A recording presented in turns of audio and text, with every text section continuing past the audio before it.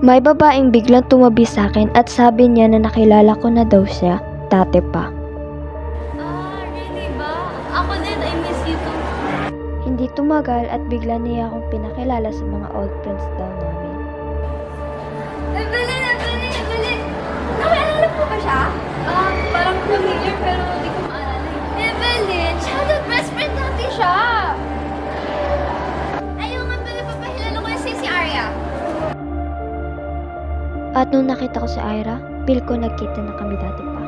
After that, nawiwirdan na ako sa mga kilos niya.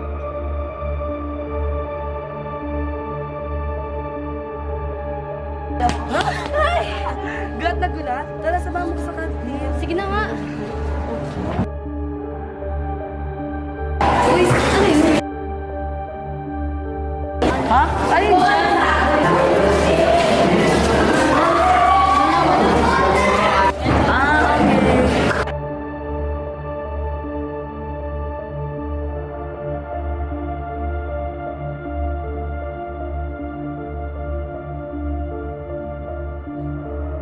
Ikaw na naman pala yun, Arya. Hinakot mo ako. Arya, uy, ayaw magsalita. Sige, una na.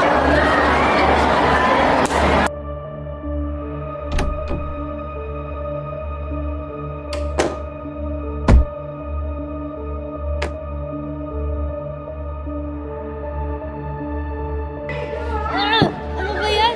Ang daming meetings na nangyayari sa paligid ko.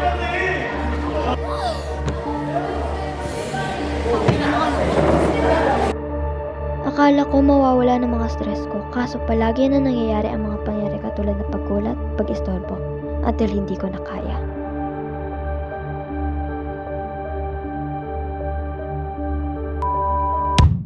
Ang mga kausap ni Evelyn ay hindi totoo, kundi mga guni-guni niya lang or mga patay na gustong mag-revenge sa taong pumatay sa kanila. At yun ay si Evelyn. Siya ang pumatay sa kanila at wala na siyang matandaan after moving out. I felt it.